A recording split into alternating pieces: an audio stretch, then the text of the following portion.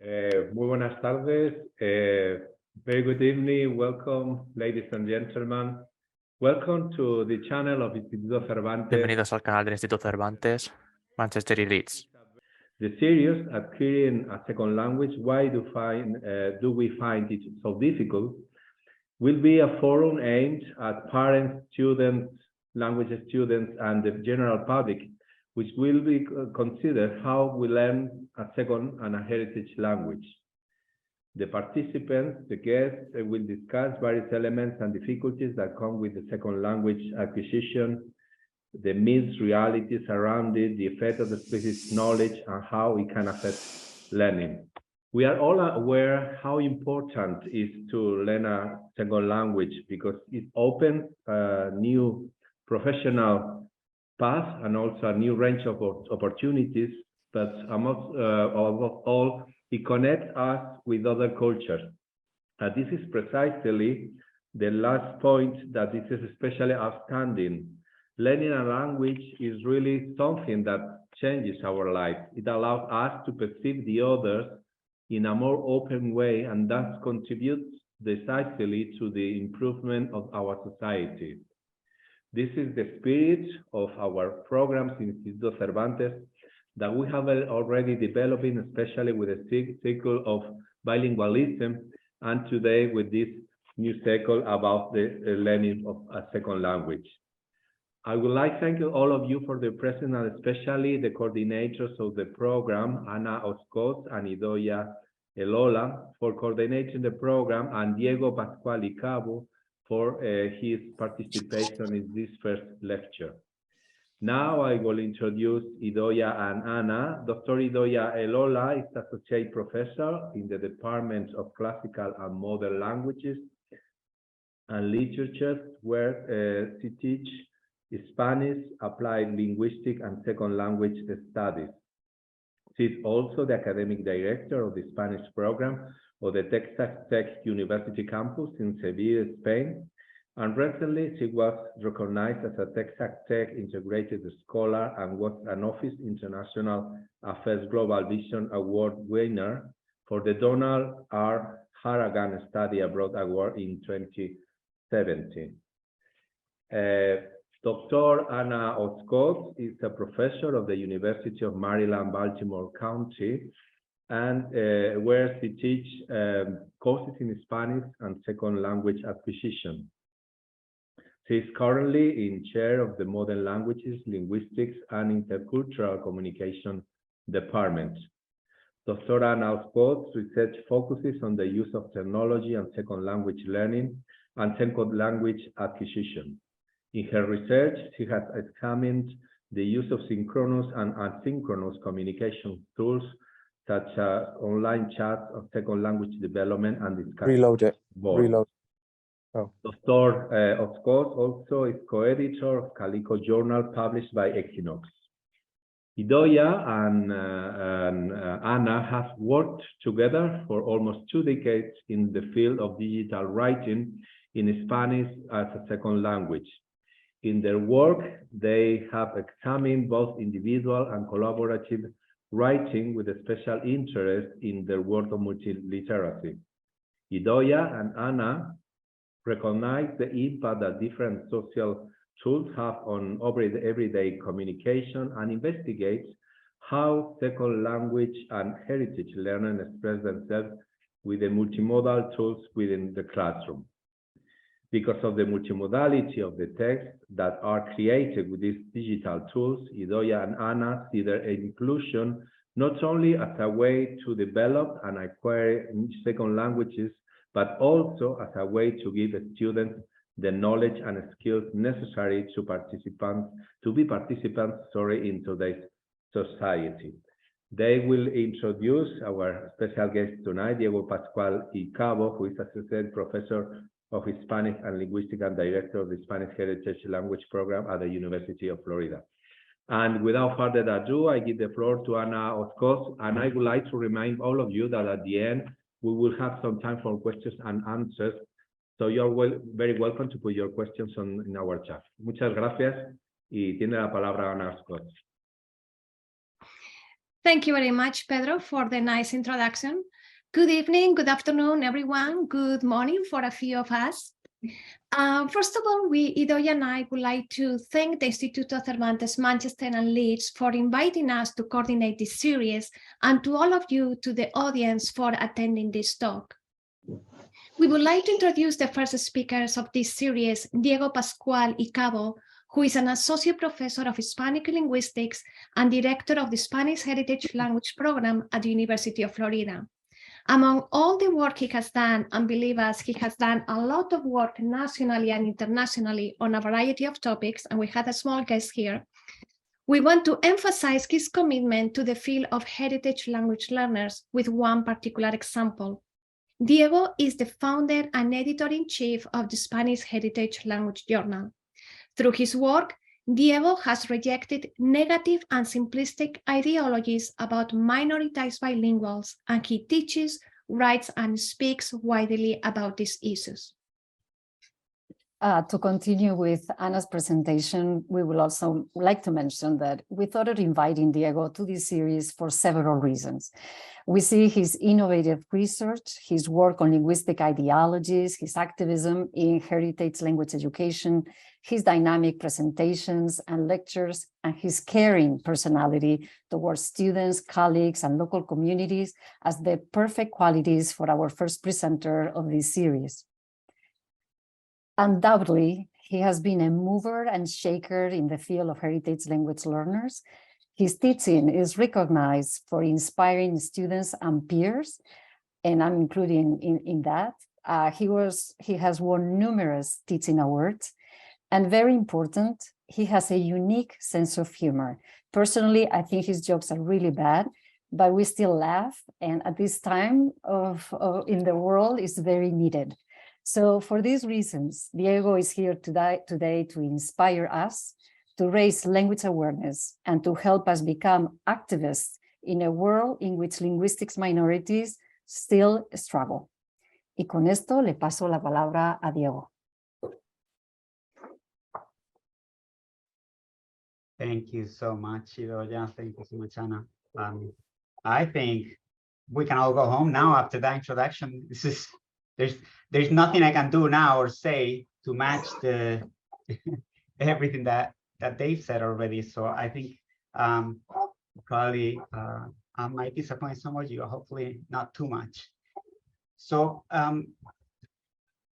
let's see, you all see my PowerPoint presentation, right? Now, very good. So the title of my presentation, as you can see, is Conciencia Crítica de la Lengua en el Aula de Español.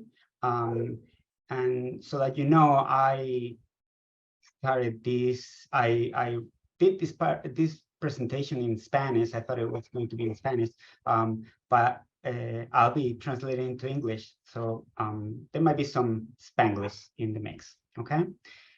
So this is what I'm going to be talking about. But before I do that, there are 4 things that I need to do. The first one is I really need to thank again Anna and Idoia for their invitation, for their friendship, for their support, and for all the work that they've done throughout the years.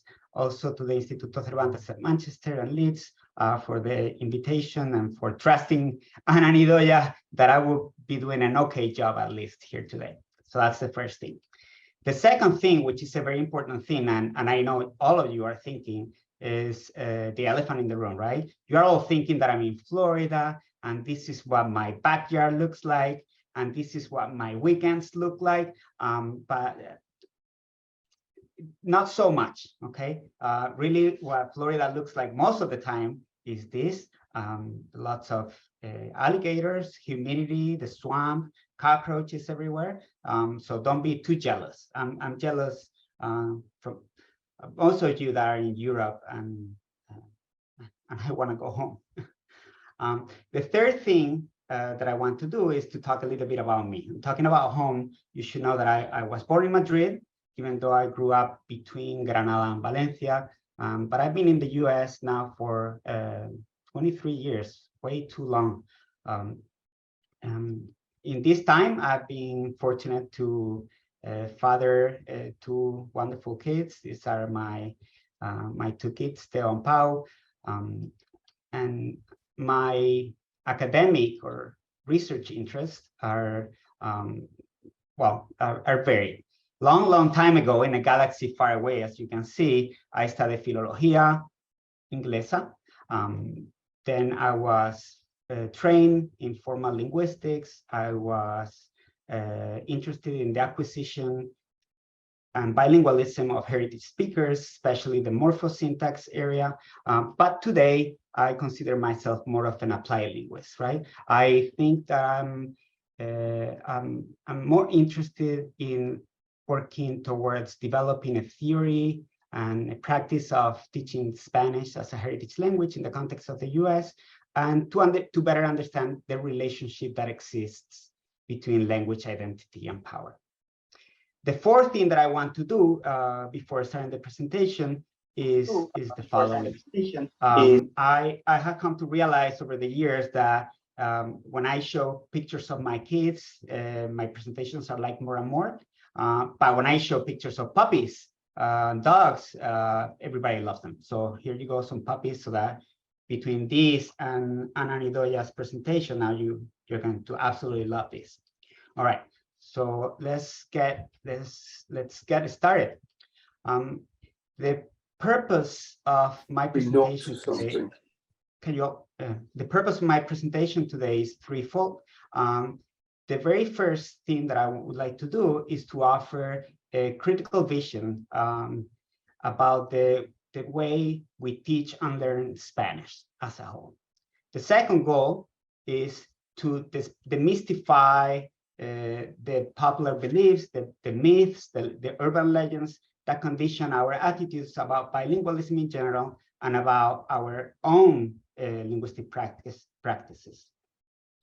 Last but not least, I would like to create an atmosphere that is a safe atmosphere where you're going to be able to reflect about your own attitudes and your own linguistic ideologies to see how you can improve your teaching practices, to move away from those teaching practices that might be privileging some Spanish varieties and legitimizing some others. My goal for the end of the presentation is that by the end, you are going to be able to recognize, to be aware of, and to navigate critically the social and linguistic expectations. Okay? So basically, my goal now is that to generate a model of language teaching that is not so focused on language per se, but focused on the students, that those students become citizens that are critical, not critical in terms of criticizing people, but critical in terms of asking the right kind of questions and compromise with social change. This kind of model is structured across three different visions. Let's call them visions. The first one is an epistemological vision. Here, I will invite you to question and reflect about language, about the nature of language, and about the nature of our linguistic knowledge. The second one is social. And here, I would like you to think about incorporating communicative practices that are real, but that also validate and legitimize diversity, even those linguistic practices that might be stigmatized. And the last one is a critical vision that encourages abandoning linguistic purism, elitism, and prescriptivism. Okay, so the context where I'm going to be drawing from is the US mostly, although by the end I'm hoping to be able to extend and provide some examples of how this philosophy of teaching or this way of thinking about language teaching can be applied in your own context, wherever that might be. Right? So in the context of the US, I'm in Florida, green there at the right down corner. There are about 60 million Hispanics, which counts for about 19% of the population. The US has become officially the second country in the world with the second largest, el país con el segundo mayor número de hispanohablantes en el mundo. Right? Now I got it right. In Florida, in particular, we have about 5 million Hispanics, which accounts for 25% of the population. So I know that in the UK, the Hispanic population is not so big, not at all. However, we are going to see some similarities between both contexts. Right? In my context, second language learners and heritage speakers coexist, and yet Spanish is always taught, or almost always taught, as a foreign language, as if it were a monolithic and a homogeneous entity. There is an emphasis in grammar. For the most part, our students have a very instrumental motivation. They think about studying Spanish so that they can study abroad or go on vacation. And usually there is very little connection, very at all, with the or engagement with the local Hispanic community. So in my context, still, what we are seeing is that the number of students that are taking Spanish classes has lowered significantly. Those who do stay in our classes don't always achieve communicative fluency. In this context, the language, the culture, and the Hispanic community are stereotyped. And again, let's remember that we have about 60 million Hispanics in the US, and the little engagement that there is with the Spanish classes. Now, also, the heritage speakers have lots of difficulty maintaining their language. So the question here would be, what are the factors that contribute to this situation? Because theoretically, this would be the perfect scenario for developing societal bilingualism, which in the end is what we all would want to achieve. So even though we're seeing dramatic demographic changes in society from many years now, and the future doesn't seem to be any different, and despite all the historical reasons for why Spanish should be more included in our society today, there is many social pressure, social, political, economic pressures that repercute, I don't think repercute is the right word, in the perception of Spanish and in the communities that speak this language, right? And this is not new. This has come from long time ago. Even former President Theodore Roosevelt in the 1900s, very early 1900s, said the following quote: "We have room but for one language here, and that is the English language, for we intend to see that the crucible turns our people out as Americans of American nationality and not as dwellers in a polyglot boarding house." So this clearly represents this one nation, one language ideology that has lasted since then, and that it has been internalized by most Americans. There's more examples. So in a not so long ago, here I'm going to provide a quote from a researcher from New Mexico, who interviewed students, who interviewed people that were penalized for speaking Spanish in the educational environment as kids. Right? So in this case, one informant told me, I'm reading on the top, one informant told me that if they spoke Spanish, the teacher would trim the fingernails of a hand down low, almost making them bleed. And if that wasn't enough, the teacher will hit the students with a ruler right on the tips of these fingers. So these were the kinds of actions that have been damaging the relationship between the Hispanic or Spanish-speaking community and their own language. Nowadays, we see lots of aggressions and microaggressions towards the Spanish-speaking communities in the US. I know the same is true in the context of the UK, not just for Spanish. And TV and Hollywood don't help much either. All we see is, even though the role or the presence of the Hispanic community media has increased dramatically, most of the times it's just for stereotypical roles.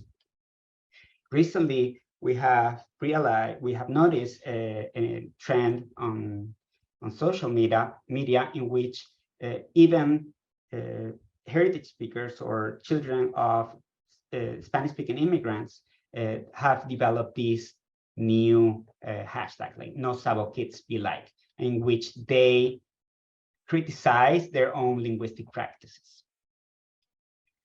These and many linguistic myths. Here you have some of them. I'm not going to stop to talk about them, but I'm sure you agree with me that you've heard these wherever you are.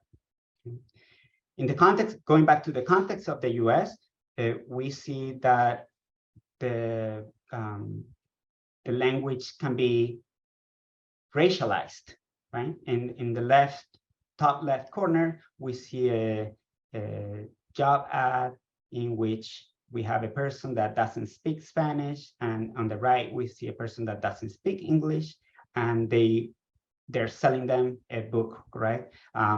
Now they're racializing the profile of the person. On the right, the Spanish speaker is darker skin color, the English speaker has lighter skin color, the clothes they wear indicate also that there is a kind of a profession that can be better suited for each kind of profile, right? Our former president, Donald Trump, also did use what we call mock Spanish all the time on TV, and we see, unfortunately, many cases of linguistic and cultural appropriation. So in this context, I've tried to contextualize where we are and how we've come here, right? I asked myself many times, or in the past, I've asked myself many times, what is it that I'm doing? What's my job, right? So am I just a Spanish teacher? Am I just teaching language? Am I going to just teach language for the rest of my life? Is that all I can do? And recently, I think it might be a middle-age crisis or something. I've been asking myself, ¿cuál va a ser mi legado? What are people going to think of me when I'm not even gone here? Again, it really pained me to think about me as just a grammar teacher or just a language teacher or orthography teacher. And one day I found this Mafalda cartoon, this Mafalda comic, and really made me think about the bigger and more important things that I can do in my classroom with my students. Okay. So with this, I also like to emphasize that we live in a society today that it's in which it's not just enough, or it should not be enough that we teach Spanish because we love the language, or that we teach Spanish because we're from Spain or from Mexico and we love our culture and we love our food and we want to represent, right? Because if we do that, it's a missed opportunity to make the world a better place through the lens of language teaching, which is what I'm hoping you get out of this presentation, right? So what I'm going to try to do is that make the world a better place, a more just place, a more equitativo. I like to empower my students to defy the status quo, and I would like to help my students so that they can not just live, but not just survive, but live in a world that is linguistically and culturally super diverse. I hope this is making sense.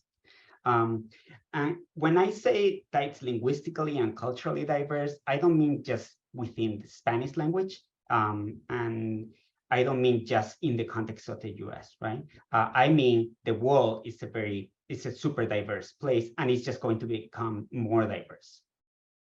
In this context, now that we have talked about diversity, appears in this context, in this stage of my life, right, that I'm trying to become a better place and trying to become an agent of change for the society, I discovered la conciencia crítica de la lengua, or what in English would be critical language awareness.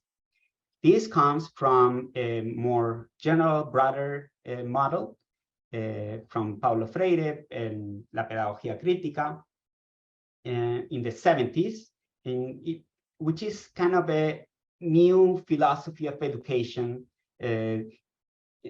that sees education not just as the problem, but also the solution for social disparity, right? The education in on itself is a political instrument that can illuminate the relationships that exist between knowledge, authority, and power. For example, critical pedagogy can make us ask questions like, who has control over the conditions that reproduce knowledge, value, and skills, which I believe is pretty important. According to Freire, marginalization, it's due to the disequilibrium of power in society. But through education, students can overcome these unfavorable situations and create conscience about their relationships that and power that are so embedded in our society. And I'm talking a lot about unsettling, and I'm talking a lot about fighting and against the status quo, because as we see it, the status quo only benefits those who are in power, right? If you're in power, if you are comfortable, you don't want things to change, and if things don't change, you'll always be comfortable.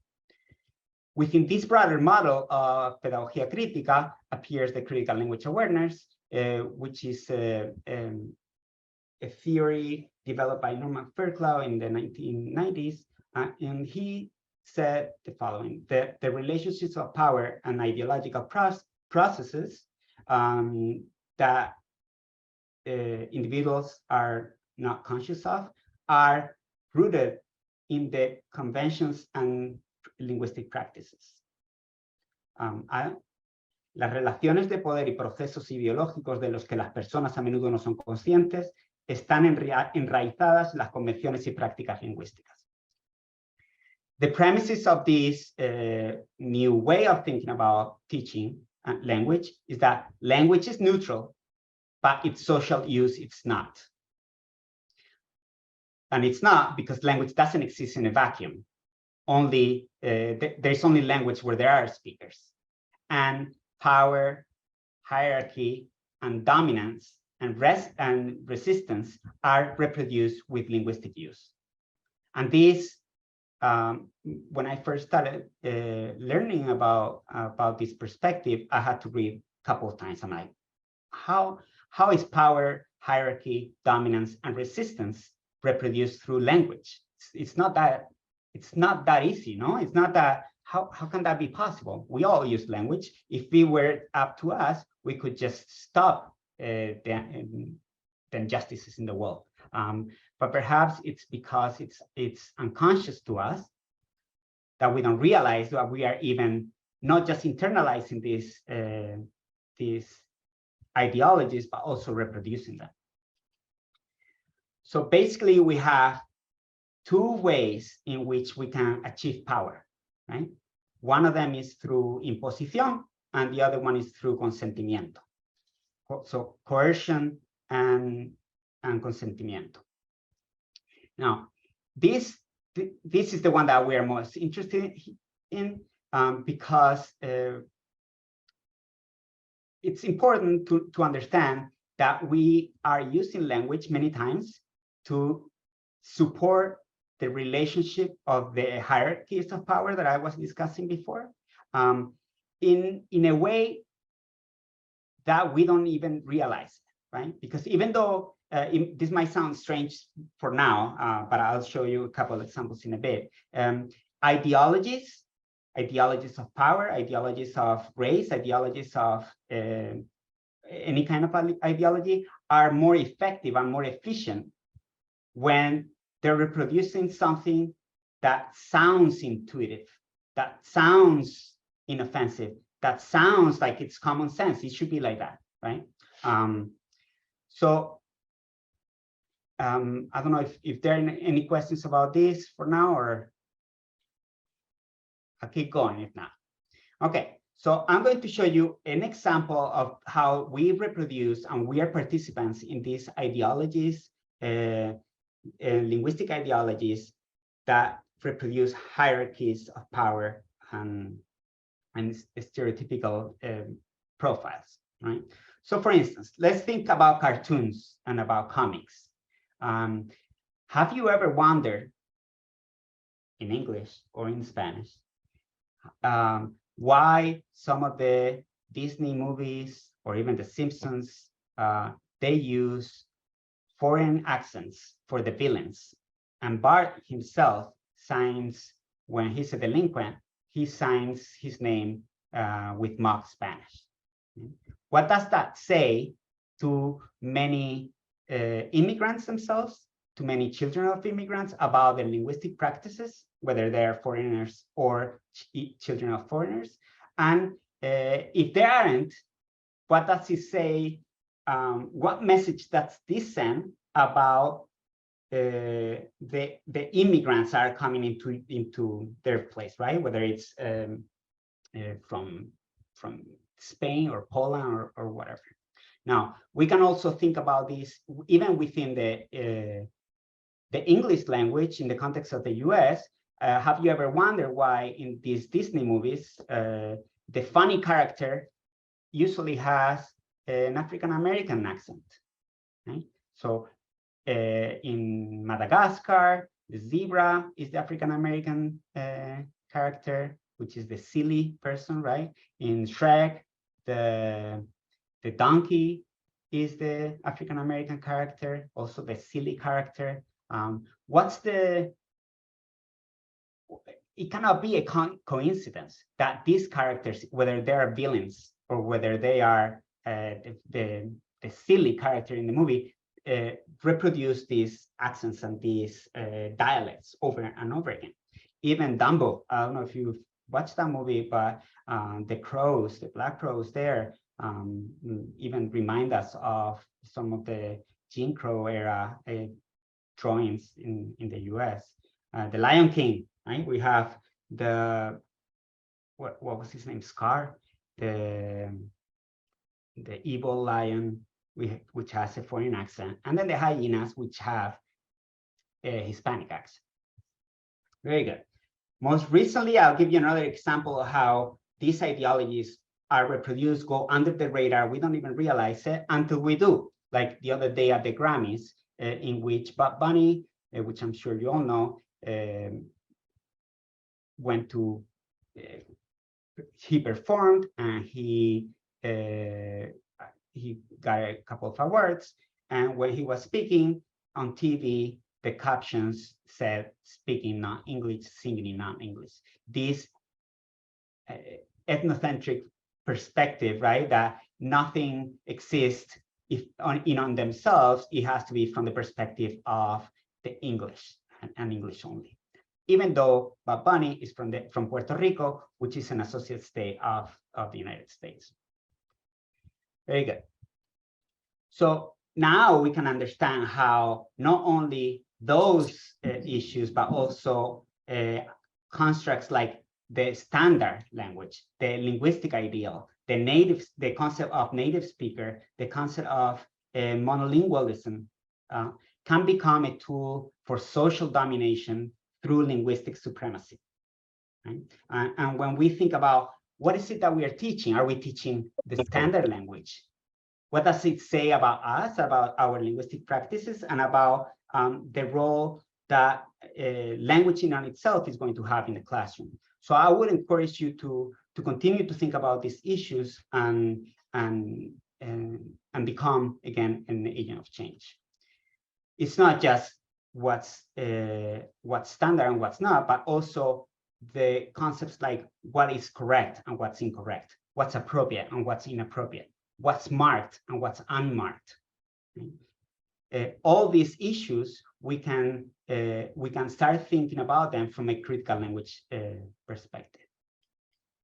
Critical language awareness is not really a strategy to teach, so it's not a technique. It's not something that I can tell you, this is the 2 things that you need to do. It's a philosophy. It's a way of thinking about our role, the role of the language that we are using, and what our students need to do.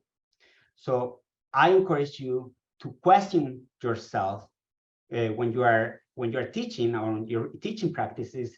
Are you offering your students opportunities so that they can understand the ways in which language is embedded of social meaning and relationships of power? Are you doing that in class, or are you just teaching presente subjuntivo with fill in the blanks? Are you just teaching preterite imperfect and fill in the blanks? Are you offering your students opportunities so that they can be critical and criticize the assumptions and ideologies that have been traditionally passed down from generation to generation about language? Or are you just saying that or thinking or encouraging a view that Spanish from Spain might be more appropriate than, or the Spanish from Andalusia might be more inappropriate than the Spanish from Valladolid? Are you offering your students opportunities so that they can match, right, those ideologies, not just within the class, but also beyond the walls, right? So that they can become agents of change. And I'm going to give you one example now that I have used in my language program here at the University of Florida, which is with the form AIGA. Again, this is for heritage speakers. Heritage speakers are children of immigrants, usually, who grew up speaking and or listening a language at home that is different from the main societal language.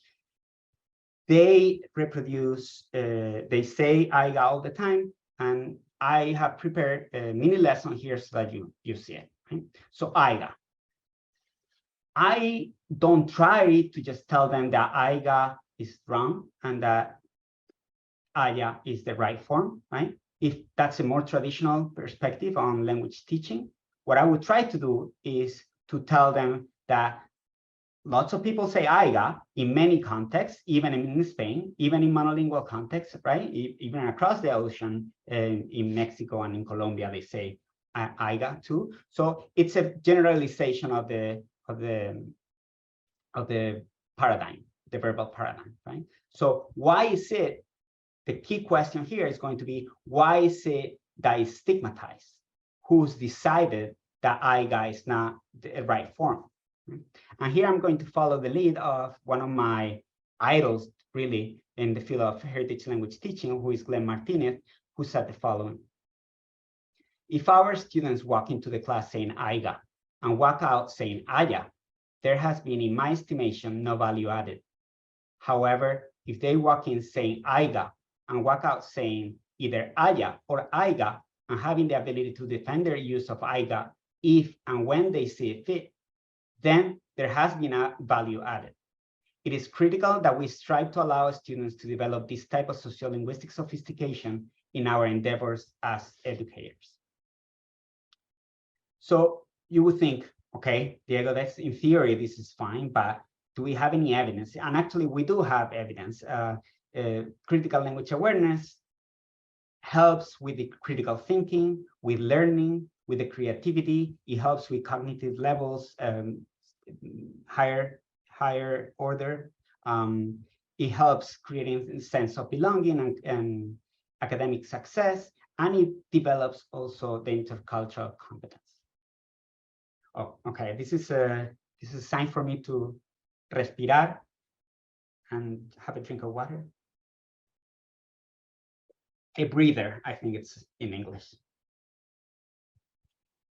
And don't worry, we only have 142 slides more. So let's see, how is it that we can promote this critical language awareness in our classes? I guess one thing that we need to ask ourselves in this case is, how can my homework or my task or my lesson plan help make my students reflect about language, of power and privilege in relationship with the language, always in relationship with the language? How can my homework, my task, my lesson make my students question linguistic assumptions about language, question traditional ideas about standard language, about the norm, about the academic, the conventions of the language? How can my lesson plan help them make informed decisions about language? And especially, how can my lessons unsettle racial linguistic ideologies that are purists and classists in essence? So I'm going to show you another example now about Spanglish. This was another lesson plan. It's an excerpt of the lesson plan that we used in my program. The goals of this program were to familiarize ourselves with the idea of Spanglish and code switching, to understand the linguistic phenomenon and the social attitudes towards the phenomenon. In addition to this, we want to validate and legitimize its practice as a naturally occurring phenomenon that appears whenever we have two languages in contact. And last but not least, to critically navigate the social and linguistic expectations that appear surrounding this phenomenon. All right, so as a warm-up, my students will have to just talk briefly about Spanglish. What is it? What do you think it means? Have you heard about this before? Is Spanglish and code switching the same? How about you? Do you speak Spanglish? Do you know anybody that speaks Spanglish? What are the attitudes towards Spanglish? So again, here I'm not just limiting myself to saying Spanglish is bad, you just speak Spanish or English. I'm making them think about it. I'm making them talk about their own linguistic experiences. Again, what else do we know about Spanglish? What is it such a controversial topic? What are some of the myths associated with not just Spanglish, but also with bilingualism in general and with its speakers? Very importantly, and here's where we really get to the critical part of critical language awareness. Are all cases of bilingualism perceived as something negative, right? Spanglish is seen as something negative. Spanish-English bilingualism in the context of the US, let me just say, it's seen as two different kinds of bilingualism. On the one hand, we have the elite bilingualism, second language learners acquiring a language for instrumental purposes, or heritage speakers having a stigmatized variety that has less value, that is prejudiced against, and so on, right? So what happens when these practices appear in other contexts, such as Spain or Mexico? Now, it turns out that maybe in Spain, when you mix Spanish and English, now you are cool, you are a citizen of the world, you are en la onda, you are on the edge, but on the good edge, not on the bad edge. We can see an example in one of Netflix TV shows, Elite, right? When these students that are studying at a super private high school, and there is one of them that uses English quite a bit. Then a good activity that opens the eyes of most students about the ideologies behind linguistic practices of racialized bodies, especially Hispanics in the context of the US, is how la RAE, or la Real Academia Española, the position that they take about Spanglish. If you go to the dictionary today and look for the word Spanglish, you'll see that it's a modalidad del habla de algunos grupos hispanos de los Estados Unidos en las que se mezclan elementos léxicos y gramaticales del español y del inglés. No problems there. That sounds like it's pretty accurate. However, the issue here is that this is not the first definition that they gave, because the first time that the term Spanglish appeared in the dictionary, they said the following: modalidad del habla de algunos grupos hispanos de los Estados Unidos en la que se mezclan deformando los elementos léxicos y gramaticales de español y del inglés. Right? So again, it's something that we are not used to questioning, something that goes under the radar until some of us do and start trying to unsettle these kinds of practices. So we even do practice translanguaging or code switching or Spanglish in the classroom, and we do activities in which both languages are exchanged. Right? So for instance, there is this one email that students have to read. Hola amiga, te quiero contar que este summer quiero ir a un trip con los del Spanish Department. Yo tengo muchas ganas de ir porque sé que va a estar super cool. Lo único es que I don't know when is the orientation and stuff like that.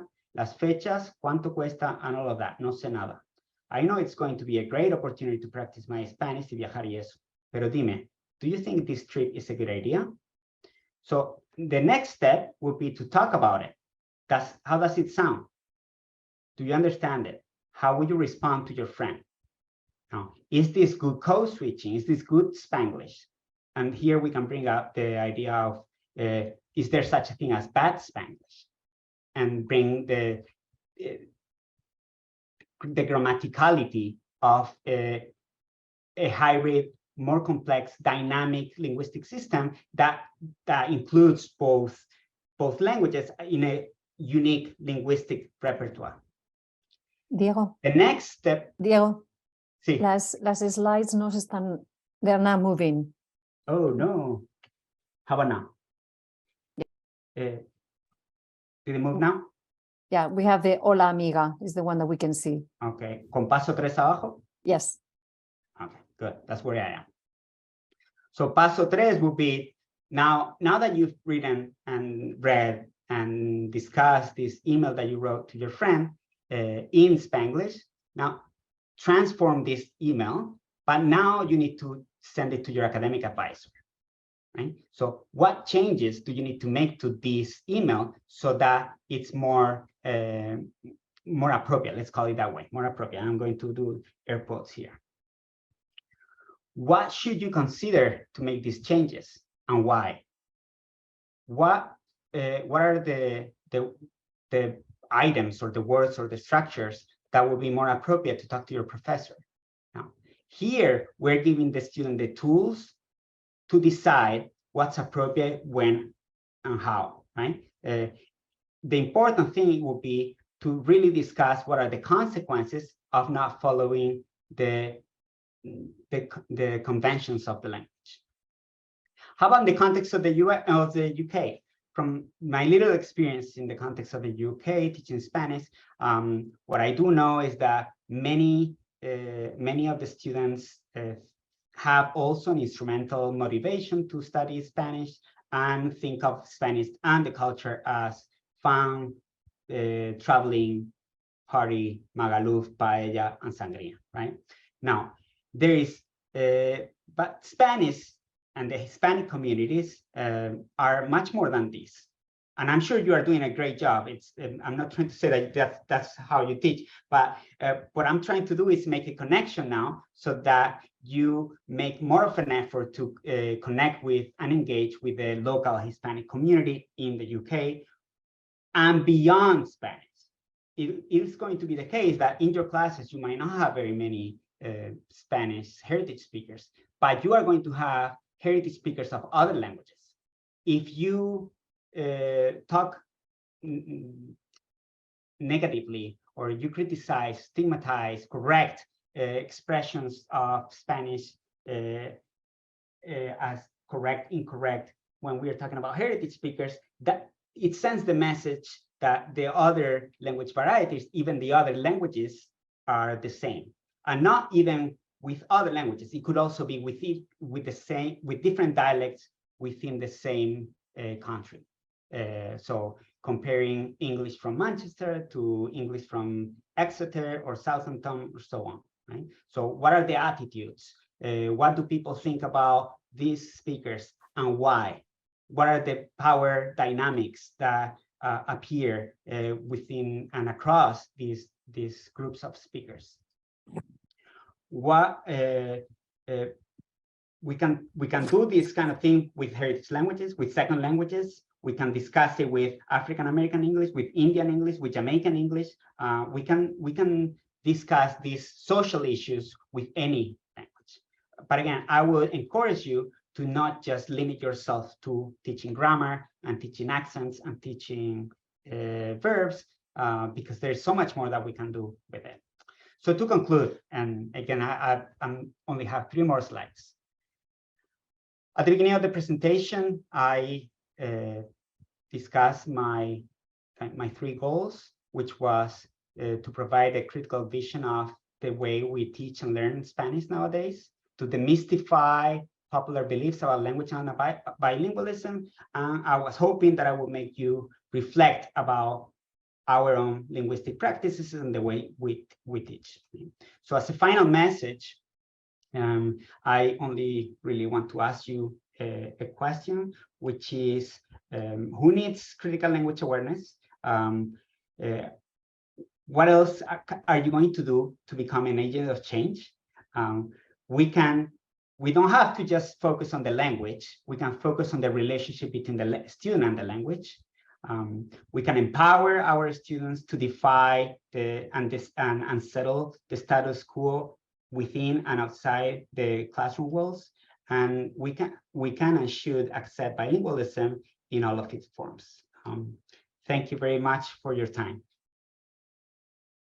Thank you, Diego. Like always, you're always inspiring us to think a little bit more critically, and for that we thank you. I would like to open up this time for all the audience to ask any questions that you might have. We would rather hear from you than questions coming from Anna or me. But not too hard. No, the questions cannot be too hard, okay? Easy ones. Okay, Pablo Martinez has a question for you. What could you tell us about the role of textbooks?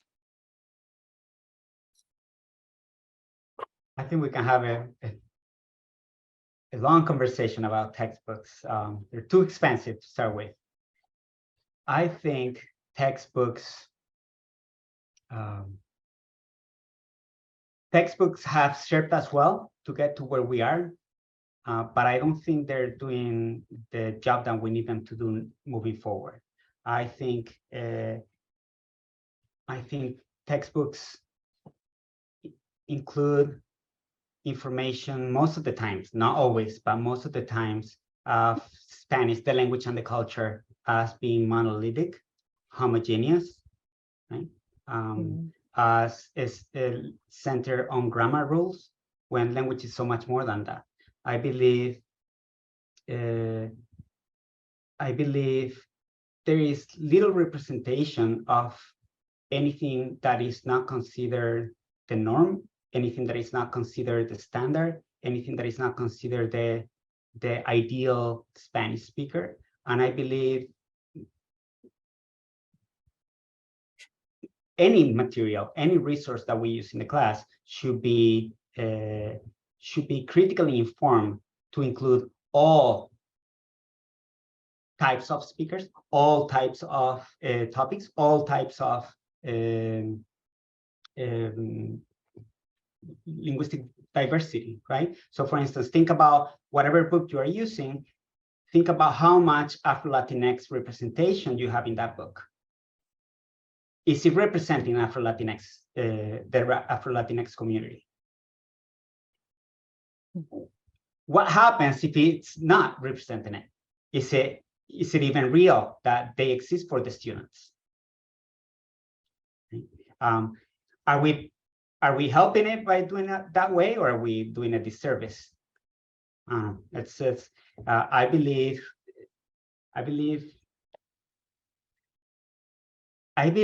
there should be more engagement with our local communities. And I know it's easy for me to say that, being here in Florida, but we have to get students to think of Spanish not as not just as a subject that they have to take in high school or in college, that they study from a textbook, but as something that they can engage with day in and day out in the classroom and outside.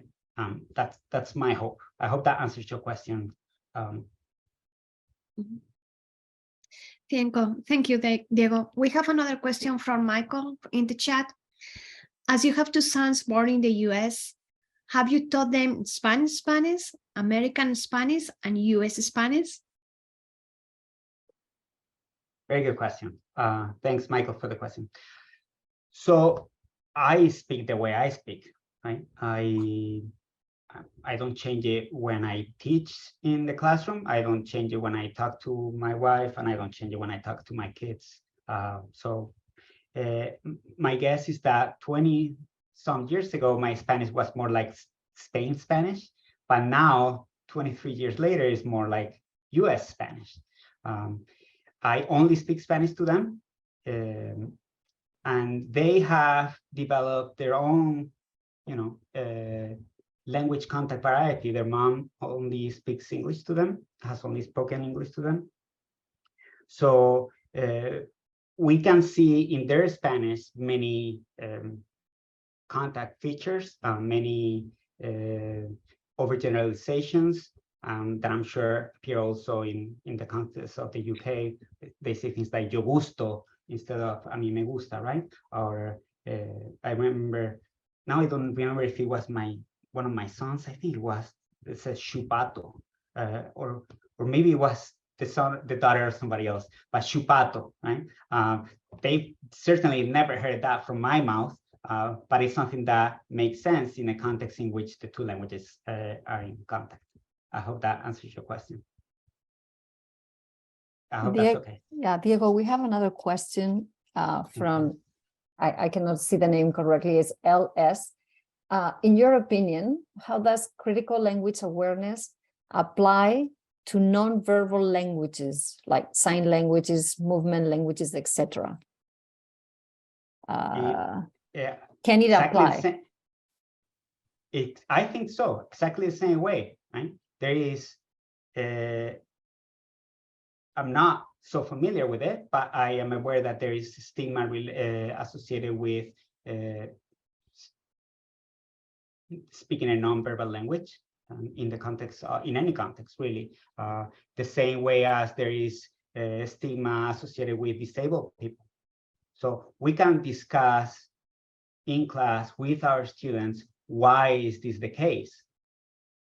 In my opinion, it's an important thing to do because it legitimates, it validates their experiences, right? So if we just say if they just think their whole lives and they're aware that the way they communicate is stigmatized, and you don't validate those experiences in the class, providing them room and space so that they can talk about it, then you are not even validating that. Provide them with tools to understand the why. Why is it stigmatized? Who decides what the norm is and why? Why is it the case that African American English is seen as a improper or as a more improper or unprofessional way of speaking, and white American English is not? We will have to go back to a couple hundred years ago and think about slavery and all racial issues and struggles that this country has had, is having, and will continue to have for a while. But if we don't talk about these issues in class and we just focus on the easy thing, and the easy thing is grammar, then it's a missed opportunity. Is that what your legacy is going to be in 10, 20, 30 years? I taught subjunctive for work. Or are you going to change lives? Are you going to change lives for the better? Are you going to make this world a better place through the lens of critical awareness? And I encourage you talk about this with your students, because they will acknowledge, they will have a better relationship with the language, better relationship with you, and everybody will be so much happier because they'll come to class wanting to be there and wanting to discuss these important issues. This is relevant to them. Subjunctive, they might forget. They might forget subjunctive rules, or they might forget where las agudas tienen la tilde. They forget that 2 weeks after the semester is over. But they won't forget these types of conversations in the class. I hope that answers your question. And yes, Michael, my kids say use the fe and the theta and use vosotras. Thank you, Diego. We have a long question for you. This comes from maybe this comes from Curtis Bauer. I teach literary translation and creative writing. My concern in particular is with undergraduate creative writing classes where I have had the experience of students working hard not to use Spanish in their creative work. Do you have any suggestions for how I might encourage them, but also help my colleagues understand that this is not only acceptable, but also an important addition to creative writing? Perhaps you have some scholarship I can reference. Thank you. Yes. Hi, Curtis. Thank you for the question. Fantastic. Language is one of the most important aspects of our identity. Language makes us who we are more than our hair does, or more than the clothes that we wear. Creative writing can be a great way to, a great space for bilingual students to, to showcase who they really are, their bilingualism, their linguistic practices, their experiences. Unfortunately, as you very well know, it's not accepted by everyone. Heritage speakers and bilingual speakers have internalized this idea that we should not be mixing the languages because it's not a good thing to do. I don't know why it's not a good thing to do, because all bilinguals do it everywhere in the world for the whole history of the humanity. So, and I would refer them to read the work of Gloria Anzaldúa and discuss Gloria Anzaldúa, because it not just the writing itself, but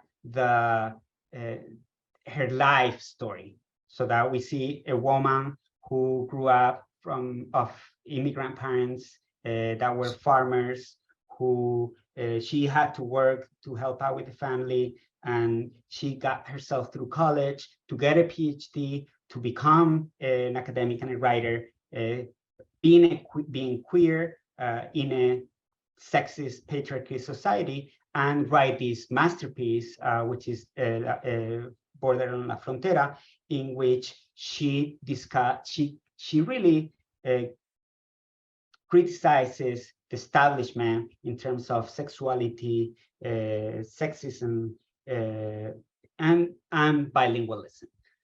So she talks about how she mixes all genres in her writing. She talks about how her ethnic identity and her linguistic identity is one, right? So this Mexican American is not Mexican part of the time and American part of the time. She is Mexican American always and cannot be separated, right? This and I will have a story to talk about my kids at some point, how with my dad. But so through the work of Gloria Anzaldúa, they can see how powerful this creative writing can be for students to really let go of these ideologies that have been limiting them and their productivity for generations. So Gloria Anzaldúa, yes, for sure.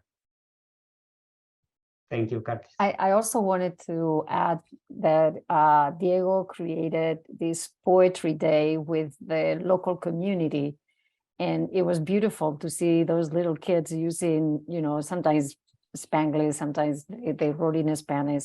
And I think that that was, like you were saying, Diego, it was an amazing time to see how their identity was kind of flourishing, you know. And so but it might be the first time, it might be the first time that they actually are accepted for who they really are. Right? They can express themselves in a way that it's natural to them. We don't have the two languages separated by walls in our brain. Society separates them. Right? We say now it has to be Spanish and now it has to be English. And not only it has to be Spanish and English separated, it has to be this kind of Spanish and this kind of English. We forget sometimes as Spanish speakers, especially peninsular Spanish speakers, that Spanish comes from Vulgar Latin. It doesn't come from Classic Latin, it comes from Vulgar Latin, which was mixed with all the other languages that might have been going on at the time. Right? It's that Spanish that evolved, that Latin that evolved. And what's happening today, what we see today is language change in real time. We can try to stop it, but it might not be very easy. It's much better to live happily with it. Mirtha says the House of Mango Tree also fantastic, yes. They read that book in my program too. Diego, I have a question for you. All right. And we are going to move, if we were talking about literary translation, we are going to move to beginner classes for Spanish or for any other language. To give some context, in the US, we teach, for those who are not familiar with the US context, we teach a foreign language or second language, depending how you call it, in many universities, and there are courses that are required for the students. How can we teach this critical awareness at that point in these lower level courses when we are so much focused on the subjunctive, on the present, on the preterite imperfect, and when we instructors believe that that's what they have to teach and that the students cannot have that type of conversation? How would you go about that? Excellent question. This is the hard question. I'm sorry. That's all right. So there is several ways that we can go about this. One way, the easy way, I think, is to allow students to talk about these particular issues in English. Right? It's hard to talk about it in the target language. Well, let's switch. For this particular time, let's switch about it in English. Or send homework so that they can do it at home. It's not class time, but they think about it and they can write about it in English. So at least we do it that way. Another way is to, when we are, we need to talk about subjunctive. If we have to teach subjunctive, we can also talk about how subjunctive is used or not used in the same ways throughout the Spanish-speaking world, right? And by doing that, we show diversity, we show variation in language, and we can tell them that there is not one way or one better way or one worse way. There is not one way that it's supposed to be complete and another one that is not complete if they don't use subjunctive in the same way. Just this is what's out there. Now we can discuss, and always, and this should be done in L2 programs too, I believe. We should discuss what are the consequences of not following the standard, right? Because you can decide to go against the standard, as long as you know the consequences, you can decide to do that. Now, it would be a crazy idea to just tell the students don't follow the standard. That I'm completely against. But we can tell the students there is a standard. You might not always follow the standard, but there are reasons why. These are the reasons why. And now these are the consequences of not following that standard in society, right? And then have the student decide. I think those conversations can be had at any level. in English or in Spanish. Sometimes it'll be easier.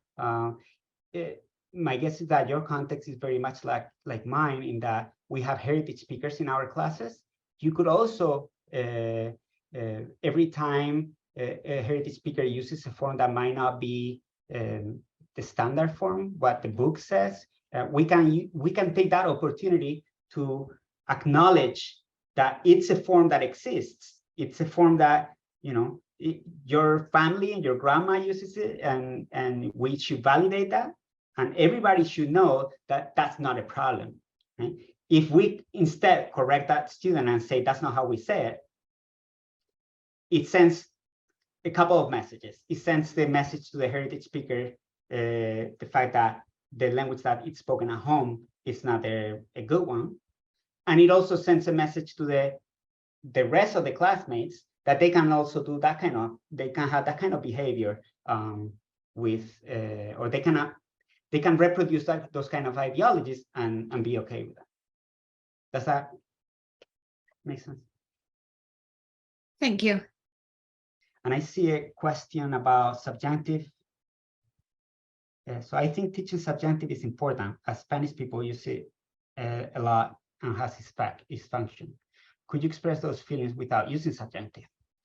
Very good question. Subjunctive is very important. I'm not saying that it's not. Subjunctive is very important. The message that I wanted to, I guess, that I have about subjunctive is that perhaps it's not the best use of time to focus so much on the grammar per se. Can we express those feelings without subjunctive? Well, we have many languages that don't have subjunctive, or the subjunctive is very reduced, like English. So clearly we can express feelings without subjunctive. And you know, when we are talking about a form that is just an alternation between a vowel, right? Como, coma, or bebo, beba. Perhaps it's not as important to spend hours and hours and hours trying to get the right structure and the rule and filling the blanks, rather than talking about life more than the structure, more than just language. Okay? The rule, I can tell you this as a language learner myself, I'm going to forget the rule 10 minutes after class, but I won't forget using the language and getting input and communicating with teachers. And I remember catching structures from talking to English speakers without having to explain the rule. Little children don't need the rules either. Right? You don't sit your child and tell them, okay, tonight we're going to learn the subjunctive. You speak and get it. So that's what I think about subjunctive. It is important. It's just might not be the best use of time in a limited face-to-face interaction. I hope you understand what I'm saying, because I'm not saying that it's not important. So we have another comment here. Mm-hmm. I teach English and EOI in Spain. Students in the highest levels who have an incredible use of the language are often so frustrated because they don't have an English accent. Would you tell them that non-native English speakers' accent is just as beautiful as any other? Very good question. Would you tell them that non-native English speakers' accent is? I hope it is. I hope it's beautiful, because that's what I have. You know, sounding like a native speaker is a goal of most second language learners. It's a goal that some of us, not me, but some of us can attain. I would say that it's beautiful, it's unique, it's what you got. What you cannot be is a shame of who you are, right? I would try to make them understand that it's not so. What's important is not the way they sound, but whether they can communicate or not. And then we have another comment from Hong. Castilian Spanish is considered proper or best because it's easier to understand for a foreign speaker. It's not about being better than other Spanish accents. After 20 years of studying, I still can understand a conversation in a bar in Sevilla. Thank you, Han, for the comment. Yeah, unfortunately, I don't think I can agree with you on this. There's many reasons why people believe Castilian Spanish is considered proper, but we can just mention historical, colonial reasons. We can racial reasons, right? How nativist reasons, how we think that the birth of Spanish where it happened, right? And because he was born there, it must be the best place for it. Language is a natural occurring organism, dynamic, complex, equally dynamic, equally complex in all places. We might understand better or worse dialects depending on our own experiences, but you cannot tell a child in Seville that he or she is going to have issues understanding somebody else in Seville, right? For them, that might be the easiest accent. That might be the best accent. Or the idea that I don't have an accent, right? I don't hear my accent. Everybody else has an accent except me. So, but I would change. I think it would be a good idea for you to rephrase or reformulate that wording from being the most proper or the best to the one that you like the best or that you understand the most, because that's perfectly fine. I also have issues understanding some civilians sometimes, but that doesn't mean that it's better or that it's proper or that. I hope you understand what I'm trying to say. I'm not trying to just plainly correct you. I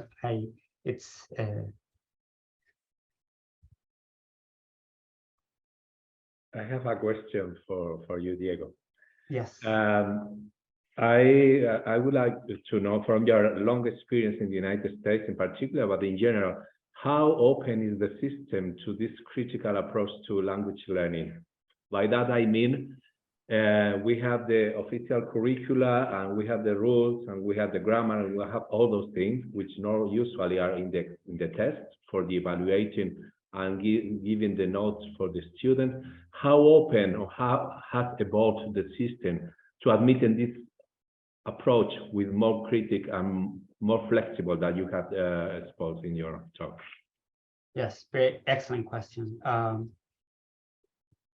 Excellent question. So I think the system, well, the system varies from state to state and even from university to university, right? So I'm just going to talk about my own experience at a couple of universities. It's going to depend mostly on the administration of the department or the section, and how open they are to these ideas of these critical ideas. For instance, in the context of Florida right now, our governor, who knows nothing about education, is very much against anything and everything that is critical. He has declared a war on woke, what is it? A war on wokeness, I believe it is. So we cannot talk about critical race theory. We cannot really talk about race or racism in our classes. So in that regard, that's the message that it's sent from top down. Some language departments are very open, but it's going to depend on the person that is administrating those programs. I was very fortunate to work for a few years at Texas Tech when I was with Idoia, the language program director there, and understood that in a place like Texas, in the 21st century, it makes no sense to teach Spanish as a foreign entity, right? As a foreign language, as something that is that students cannot engage with as in the class or right outside of the class, right? So she and I started working together to see how we could implement changes in the second language program, baby steps, but implementing changes so that we could increase this critical language awareness at some level, right? So I'm not talking about changing the grammar component of the test. Here I'm talking about, perhaps instead of talking about the culture of Spain or Los Sanfermines or el tango in Argentina, which are important things, but let's talk about the Hispanic community here in Texas or here in Florida or here in Manchester, right? So let's not ask about quinceañera in Peru. Let's ask about quinceañera right here, right now. So we implemented those changes, and we actually did a study, and we saw how by doing those changes and trying to make a curriculum a little more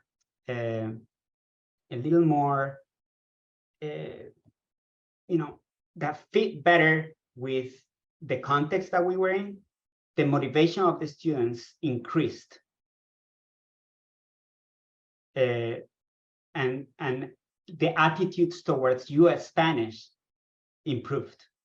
So this half only answers your question in a halfway, but I believe there's some departments and some areas in the country, especially in the borders, in the southern borders, where they're very open to these ideas. Not so much in other places. Not so much in other places. And the reason for this is also because the field of heritage speaker bilingualism, it's just there's not many people working on it. So not many programs not many universities have programs that would try to fight to create a bigger space for this kind of ideologies. Right?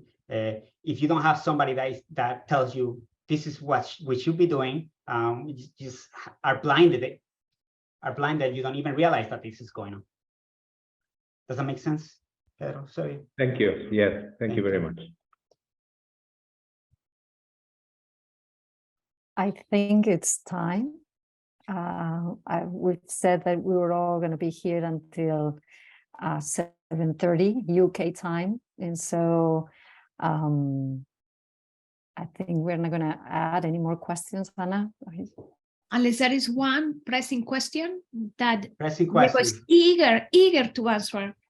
Last one for free. After that, I start charging. Come on, this is a deal. Take advantage of it. I would like to thank you, the three of you, for this wonderful talk, and also to remind that on the 30th of March, we have the next talk, how to communicate in different contexts, with Professor Marta González Lloret from Hawaii University. And thank you again. Those lectures are registered and will be available in our YouTube channel, which is one of the important points of the series, to have this valuable material in our archive for everybody to have access to this excellent material. Thank you. Muchas gracias por su presencia y por todo lo que hemos podido disfrutar y aprender esta noche. Gracias. Gracias a todos. Gracias a todos. Gracias. Gracias. Adiós. Hasta luego.